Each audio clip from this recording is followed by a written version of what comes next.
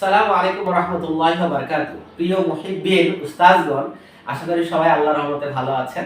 আমাদের এই ভিডিওগুলো হতে যাচ্ছে শুধু উস্তাদদের জন্য, যারা আসলে আমাদের এই কায়দা বা যে কোনো কায়দা দিয়ে আপনারা শেখাবেন। শেখানোর ক্ষেত্রে আমাদের যে এক্সপেরিয়েন্সটা আছে সেটা আপনাদের সাথে শেয়ার করার, আপনাদের কোনো এক্সপেরিয়েন্স থাকলে আমাদের হটলাইন নম্বরে অবশ্যই আমাদের সাথে শেয়ার করবেন। ওকে, আমাদের সহজ তাজবিদ বইটা লেখা হয়েছে বাচ্চাদেরকে সহজভাবে কোরআন শেখানোর জন্য। এইজন্য শুধু আমাদের এই বই দেখে না, আপনি কোরআন যে বই দেখেই শেখান, যাকেই শেখান, আমাদের মূল যে কৌশলটা হবে সেটা হলো কোরআন শেখাটা যে সহজ, এটা খুব ইজি, এটা কোনো কঠিনত্ব নাই, এটা যে কেউ শিখতে পারে, এটা শুরু করলেই কোরআন শেখা হয়ে যায়, এই যে বিষয়টা, অর্থাৎ সহজীকরণটা আগে প্রথমে প্রত্যেকটা স্টুডেন্টের মাথায় আগে গেঁথে দিতে হবে। এটা কঠিন কিছু না, এটা ইজি। শুরু করো, ইনশাআল্লাহ আমরা দ্রুত কোরআনটা শিখে ফেলব। এবং এটা কিন্তু শুধু প্রথম ক্লাসে না, প্রত্যেক ক্লাসের শুরুতেই এটা অ্যাপ্লাই করতে হবে। কোরআনের একটা আয়াত বলে বা একটা হাদিস বলে, আমাদের বইয়েরও নিচে নিচে অনেকগুলো কোরআনের আয়াত হাদিস দেওয়া আছে বিভিন্ন লেসনের শেষে, সেগুলো আপনারা দেখে নিতে পারেন, বা আপনি ইন্টারনেটে সার্চ দিতে পারেন, বা আপনি চ্যাট জিপিটিতে বলতে পারেন যে কোরআনে উৎসাহিত করে কোরআন শেখায় সহজীকরণ, এরকম আমাকে সাজেস্ট দাও। এইগুলো বাচ্চাদেরকে প্রত্যেক ক্লাসের শুরুতে মাঝখানে মাঝে মাঝে বলতে হবে স্টুডেন্টদেরকে। সে স্টুডেন্ট আপনার হিফজের স্টুডেন্ট হোক, আর বক্তব্যের হোক, আর কায়দার হোক, হ্যাঁ সাম্পারা পড়ুক, বা সে অ্যাডাল্ট বা বড় মানুষ হোক, যাকেই আপনি কোরআন শেখান, তবে এই হিন্সটা সবসময় মাথায় রাখতে হবে যে আপনার উপস্থাপনাটা, আপনার বলার ভঙ্গিটা, আপনার পড়ানোর স্টাইলটা যেন এমন না হয় যে তার কাছে কঠিন লাগে, মানে স্টুডেন্টের কাছে কঠিন লাগে। এটা হলো আমার প্রথম রিকোয়েস্ট উস্তাদদের কাছে। আল্লাহ তাআলা আমাদেরকে এই তৌফিক দান করেন। তো এখন আসেন আমরা আজকে বইয়ের স্টেপ বাই স্টেপ প্রতিটা লেসন আপনাদের সাথে বেসিকটা আলোচনা করব। অ্যাডভান্স আপনারা খুব ভালো জানেন। সেটা হলো আমাদের বইটা যখন আপনি হাতে পাবেন, অনুগ্রহ করে সবাই মানে একটু ভূমিকাটা পড়বেন 1 মিনিট। এরপরে যেটা পড়বেন সেটা হলো যে শিক্ষকদের জন্য যা করণীয়, অর্থাৎ 2 নাম্বার বা 3 নাম্বার পৃষ্ঠা এগুলো পেয়ে যাবেন প্রথম থেকেই। যে শিক্ষকদের জন্য করণীয়, এই পেজটা একটু সুন্দর করে পড়বেন, যার ভিতরে রয়েছে যে সম্মানিত উস্তাদ ও ছাত্রছাত্রীদেরকে কোরআন পড়া মুখস্থ করা যে সহজ সেটা বোঝাবেন। এটা 1 নাম্বার পয়েন্ট। 2 নম্বর পয়েন্ট হলো আপনি কোরআন পড়ার যে আদব শিখাবেন এবং দোয়া কালাম পড়িয়ে নেবেন, যেটা কিন্তু আমাদের এই বইয়ে রয়েছে যে শুরু করার আদব। এটা এই পেজটা বাচ্চাদের প্রত্যেক ক্লাসের শুরুতেই এই ধরনের দোয়া কালামগুলো এখানে দেওয়া আছে। আউযু বিল্লাহি মিনাশ শাইতানির রাজিম, আস্তাগফিরুল্লাহ ওয়া আতুবু ইলাইহি, সাল্লাল্লাহু আলাইহি ওয়াসাল্লাম, রব্বি ইশরাহ লি সাদরি। এরপরে বিসমিল্লাহ বলে আপনি যে পড়া বা যে তেলাওয়াত বা যে লেসন বোঝাচ্ছেন সেটা আপনাকে বুঝাইতে হবে। ঠিক আছে? আমাদের সূচিপত্র আছে, এটা একটু দেখে নিয়ে। এরপরে মাখরাজটা আমরা দিয়েছি কোনো লেসনের ভিতরে না, লেসনের আগে, 1 নাম্বার লেসনের আগের পৃষ্ঠায়। সো মাখরাজ যেসব প্রতিষ্ঠান মুখস্থ করান তারা এখান থেকে করাইতে পারবেন। আমরা নরমালি মাখরাজটা মুখস্থ করাই না বাচ্চাদের। মানে যদি কারো লেখা লাগে, যেমন বোর্ড পরীক্ষায় বা ক্লাসে লেখা লাগে যাদের, হ্যাঁ, যারা ক্লাসে এটা মানে সিলেবাস হিসেবে অন্তর্ভুক্ত করবেন, তারা এখান থেকে এটা পড়ানো মুখস্থ করানো লেখাইতে পারবেন। এবং এটা কিন্তু আপডেটেড, অর্থাৎ গতানুগতিক যে তাজবিদের মাখরাজের কথাগুলো ওখান থেকে একটু মডিফাই করে যেটা অ্যাকচুয়াল হয় সেটা কিন্তু আমরা এখানে দিয়েছি। সেটা মুখস্থ করাইতে পারে, লেখাতে পারবে। আর যারা মাখরাজটা প্র্যাকটিসে আনলে হয় বাচ্চাদের এরকম হয়, তাদের জন্য এটা মুখস্থ না করিয়ে লেসন ওয়াইজ তারা যেন সঠিক উচ্চারণটা সঠিক জায়গা থেকে করতে পারে, এটার প্রাধান্য দেওয়া আমি মনে করি উচিত। আর যারা মুখস্থ করাইতে চান তারা এই মাখরাজের পরিচয় এখান থেকে মুখস্থ করাই নিতে পারবেন। এরপরে আমাদের আসতে হবে আমাদের প্রথম পার্ট। প্রথম পার্টে হলো আরবি হরফ বা বর্ণমালা, আরবিতে যেটাকে বলে হুরুফুল হিজাই। এই যে আরবি হরফ বা বর্ণমালা, এটাকে যে হুরুফুল হিজাই বলে, এই জিনিসটা আমাদের বাচ্চাদের একটু ঢুকাই দিতে হবে। কারণ আমাদের সাধারণত এতদিন আমরা যে কায়দা আব্বারাগুলো যেগুলো আমরা প্র্যাকটিস করেছি কায়দা বই, সেখানে এই যে আরবি হরফগুলোকে হুরুফুল হিজাই বলে এটা বাচ্চাদের শেখানো হয় না। কিন্তু এটা খুবই একটা সাধারণ পরিভাষা। আপনি আরবি হরফগুলোকে আরবিতে কি বলে আপনি সেটাই জানাবেন না, এটা আসলে খুব ভালো দেখায় না। এইজন্য আমরা একটু এগুলো টাচ দিয়ে যাব। ওকে, দেন এখানে তো বাংলাগুলো ভালো করে পড়ে নেবেন। 29টা হরফ আছে, আলিফ আর হামজা ছাড়া সব অক্ষর টেনে টেনে হবে, তাই না? এবং আমাদের এই যে প্রথম পেজে যেগুলো 1 লেখা আছে সেগুলোকে 1 আলিফ টান, যেগুলো 4 লেখা আছে 4 আলিফ টান দিলে বাচ্চারা এটা সহজে বুঝবে। আলিফ আর হামজাতে 1 2 কিছু লেখা নেই, মানে এটা দ্রুত বলতে হবে, টান দেওয়া যাবে না, এই বিষয়গুলো। দেন প্রথম লেসনে আমাদের কাজ হলো বাচ্চাদের সব অক্ষরগুলোকে বস্ক করানো। যেমন আলিফ, বা, তা, সা, আপনি বলবেন, বাচ্চারা বলবে, আপনি বলবেন আলিফ, বাচ্চারা বলবে আলিফ, আপনি বলবেন বা, বাচ্চা। এইভাবে একদিন বা 2 দিন ধরে হোক, 3 দিনের হোক, এই অক্ষরগুলো মাস্ক করানো। মাস্ক একবারে তারা শুদ্ধ হবে, তারা জাস্ট পরিচয় হলো, এটা জাস্ট পরিচয় হওয়া বাচ্চাদেরকে। দেন এইভাবে প্র্যাকটিস করানো। দেন আমরা পরবর্তী পেজে চলে যাব, 8 নাম্বার পেজে। সেখানে আমাদের প্রথমে দেওয়া আছে যে নুক্তা ছাড়া হরফ কোনগুলো, এগুলো একটু পড়ানো। নুক্তা দিয়ে হরফ কোনগুলো সেগুলো পড়ানো।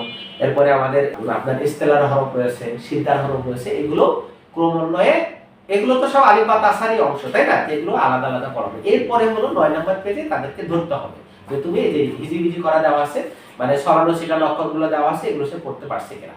তো নিচে একটা নোট আছে, বিশেষ নোট, সেটা হলো যে হামজা হরফটি 3টা হরফের উপরে বা নিচে বসে আলিফ ওয়া ইয়া, এটাকে একেবারে বুঝায় দেওয়া। সেক্ষেত্রে আমি একটা উদাহরণ দিতে পারি, সেটা হলো যে আপনারা চেয়ারের উদাহরণ দিবেন যে হামজার 3টা চেয়ার আছে, হামজার 3টা চেয়ার আছে। চেয়ার মানে যার উপরে সে বসে। অথবা বলতে পারেন যে হামজার 3টা খালা ফুফি মা আছে, মা খালা ফুফি যাদের কোলে একটা বাচ্চা চলে, এবং হামজা হলো একটা বেবি লেটার, মানে শিশু অক্ষর, সবচেয়ে ছোট অক্ষর। তো সে অনেকের কোলে চলে। তো কোলে চলে কার কার?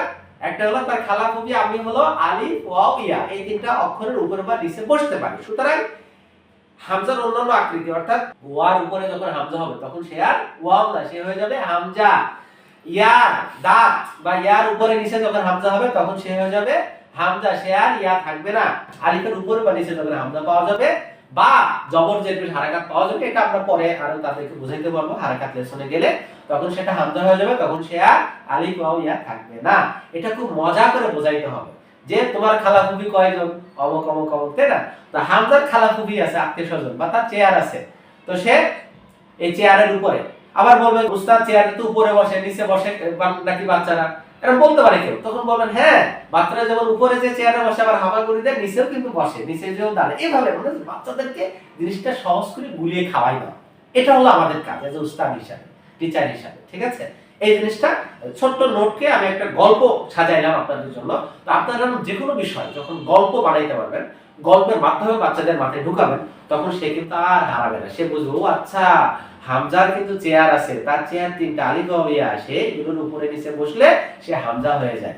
আবার বলবেন যে মনে করো এখানে একটা চেয়ারে বাচ্চা বসে আছে, যদি বলা হয় যে এখানে কে বসে আছে, তো কেউ বলবে যে চেয়ার বসে আছে, বাচ্চা বলে না, কে বলবে? বলে বাচ্চা বসে আছে বা ব্যক্তি বসে আছে। তাহলে তাদেরকে মুখ্য আর গৌণ বোঝানো হয়ে গেল যে এখানে মূল টার্গেট হলো বাচ্চা, তাহলে এখানে মূল টার্গেট হলো হামজা। এই যে আলিফের উপরে হামজা আছে মানে এটা হামজা, এটা আলিফ, আলিফ হলো চেয়ার। ওয়াওর উপরে হামজা আছে মানে এটা হামজা, এটা ওয়াও না। ইয়ার উপরে হামজা আছে মানে এটা হামজা, এটা ইয়া না। আলিফ ওয়াও হলো চেয়ার। এভাবে যে কোনো সলে বলে এই বিষয়গুলো বাচ্চাদের মাথায় ঢুকাই দিতে হবে। প্রত্যেক লেসনের শেষে আমরা অনুশীলন পাবো। এই অনুশীলন এখন ছোট বাচ্চাদের অনুশীলন পড়ানোর দরকার নেই, বোঝানোর দরকার। যারা বড় ছাত্র হয়ে গেছে, মনে করেন এখন মক্তব শেষ করে মানে কায়দা শেষ করে তারা আম্পারায় গেছে বা কোরআন, তখন তাদেরকে মাঝে মাঝে এগুলো আপনি কোশ্চেন করতে পারেন। বা আমরা যখন 6 মাস 1 বছর পর পরীক্ষা নিই, হ্যাঁ, অর্ধবার্ষিকী বা বার্ষিক পরীক্ষা নিই না ছুটির আগে, তখন আমরা এই কোশ্চেনগুলো থেকে তাদের এই লেসনগুলো আমরা যাচাই করতে পারি যে তারা শিখছে কিনা। হ্যাঁ, আরবি হরফ কয়টি ও কি কি বলো, হ্যাঁ, যুক্ত অক্ষর কয়টি, ইস্তেলা কয়টি, সিদ্ধা কয়টি, এভাবে আমরা কোশ্চেন করতে পারবো। এবং এই অনুশীলন কিন্তু প্রতিটা লেসনের সাথেই আছে, যেগুলো অন্য কোনো কায়দা আম্পারায় কিন্তু আপনারা কায়দাভাবে পাবেন না। আলহামদুলিল্লাহ, 1 নম্বর লেসনের শেষে আমরা বইতে যেটা দিয়েছি যে একটা আরবি হরফের সর্বোচ্চ 4 থেকে 5টা আকৃতি হতে পারে। সুতরাং আমাদের বাচ্চারা 1 নম্বর লেসনের শুরু থেকে তারা অক্ষরগুলো শুধু মূল শেপটা শিখেছে, মূল আকৃতি না। তাহলে কোরআনে কিন্তু মূল আকৃতি ব্যবহার হয় মাত্র 10% টাইম, মানে 10 ভাগ হলো মূল আকৃতি, আর 90 ভাগ হলো এই শুরু মধ্যকার শেপ, অর্থাৎ আলিফের অন্য শেপগুলো, বায়ের অন্য শেপগুলো, তায়ের মূল শেপ ছাড়া যে অন্য শেপগুলো, সেগুলো কিন্তু কোরআনে বেশি ব্যবহার আছে। সো এইগুলো বোঝানোর জন্য বা এগুলো শেখানোর জন্য আমাদের এই যে আরবি হরফের আকৃতি, এই জিনিসটা খুব গুরুত্ব দিয়ে পড়াইতে হবে। আপনি কিভাবে পড়াইতে পারেন বা আমরা কিভাবে পড়াইতে পারি, একটা হলো পূর্ণরূপ দেওয়া আছে ডান সাইডে, তাই না? আলিফ বা তাসা। তো এগুলো তো বাচ্চারা অলরেডি শিখে ফেলেছে পূর্ণরূপ। এখন আমরা যেটা করব যে পূর্ণরূপ আলিফ, শুরু আলিফ, মধ্য আলিফ, শেষ আলিফ, এইভাবে আমরা কিন্তু পড়াইতে পারি। পূর্ণ বা, শুরু বা, মধ্য বা, শেষ বা। পূর্ণরূপের তা, তারপরে কি শুরু তা, মধ্য তা, শেষ তা। তাহলে শেষতে আবার 3টা শেপ দেওয়া আছে, এটা হলো নরমাল তা, একটা হলো গোল তা, যেটা কানেকশন নাই, যোগ আগে অক্ষরের সাথে লাগে, আর একটা হলো গোল তা, আগের সাথে লাগে নাই। তো বুঝাই দিতে হবে যে এই 3টাই তা, ঠিক আছে? এই 3টে যেটা সেটা তা উচ্চারণ হবে। এবং গোল তা যে হা হয়ে যায়, এটা তো অক্ষের বিষয়, এটা আমরা এখানে বললে না, বললে এটা অক্ষে যে বলবো যে গোল তা থেমে গেলে হা হয়ে যায়, এটা এখানে বলতে যাবো না, তাহলে বাচ্চাদের কনফিউশন হবে এবং তাদের কাছে কঠিন লাগবে। একইভাবে এইভাবে আমরা এই জিনিসটা একদিনে হোক 2 দিনে হোক, এবং একটা বিষয় আমরা মাথায় রাখবো যে আমরা কোনো একটা বিষয় যে এক লেসন একদিনে শেষ করে দিতে হবে, এক পেজ একদিনে শেষ করে দিতে হবে, মানে এই ফোর্সে আমরা যাবো না। বিশেষ করে যারা হিস মাদ্রাসায় পড়ে বাচ্চা, সে যতটুকু নিতে পারে আমরা তাকে ততটুকু দিব। এবং সেই ক্ষেত্রে আমরা মাথায় রাখবো যে তাদের কাছে এত বেশি না দেওয়া হয়, এত চাপ না দেয়, তাদের কাছে কঠিন লাগে। সহজ করতে হবে, অল্প অল্প শেখা, কারণ এগুলো তো ভিত, তাই না? ভিত যদি কাঁচা থাকে তাহলে কিন্তু সে ভবিষ্যতে তার শুদ্ধ হওয়া কঠিন হয়ে যাবে। এই জন্য এই শুরুর লেসনগুলো আমরা অবশ্যই স্লো মোশনে যাব এবং সুন্দর করে পড়িয়ে এইভাবে আমরা আলিফ থেকে ইয়া পর্যন্ত যত শেপ আছে সব শেপগুলো প্রথম লেসনে শিখে ফেলবো এবং প্রথম লেসনে একটি শেষ পৃষ্ঠায় যেটা রয়েছে সেটা হলো নিচের এলোমেলো হরফগুলো প্র্যাকটিস করবে। অর্থাৎ সে যে এক একটা হরফে 4টা শেপ শিখলো, এখন এই পেজটা আপনি তাদেরকে ধরবেন। সে শুধু অক্ষরের নাম বলবে, লাম, আইন, হামজা, ইয়া এইভাবে বলবে। আবার আপনি বলবেন যে এটা বললেন যে দ্বিতীয় লাইনের প্রথমটা বলো এটা কোন অক্ষরের কোন শেপ, সে বলবে এটা হলো সা প্রথম শেপ বা শুরুর রূপ, এভাবে সে বলবে। সুতরাং চিনলো যে অক্ষরটা সা এবং এর শেপটা হলো, এর আকৃতিটা হলো প্রথম আকৃতি বা শুরুর আকৃতি। এইভাবে এই পেজটা হলো এই উদ্দেশ্যে বানানো যে তারা যেন এলোমেলো অক্ষরগুলো অক্ষরও চিনে এবং কোন অবস্থায় সে আছে সেই অবস্থাটা বা সেই আকৃতিটা সে বলতে পারে। দেন আমাদের প্রথম লেসন 12তম পেজ পর্যন্ত এখানে হয়ে গেল। মাশাআল্লাহ। সো খুবই একাডেমিক একটা বই আপনারা হাতে পেয়েছেন, মাশাআল্লাহ। তো এইভাবে আমরা মাথায় রাখবো যে বাচ্চাদের জন্য সহজ লাগে, এই জিনিসটা মাথায় রাখতে হবে, ইনশাআল্লাহ আর কিছু লাগে। সো মাশাআল্লাহ আমরা দ্বিতীয় লেসন আরো সুন্দর করে আপনাদের সাথে উপস্থাপন করব ইনশাআল্লাহ। আমি জাস্ট ট্রিক্স গুলো উপস্থাপন করছি কারণ এগুলো সব আপনারা করতে জানেন। আর এই টিউটোরিয়ালগুলো বানানোর উস্তাদের জন্য এখানে প্রতিটা বিষয় পড়িয়ে দেওয়ার কিছু নাই। ইনশাআল্লাহ সবাই ভালো থাকবেন, দোয়া করবেন। আসসালামু আলাইকুম।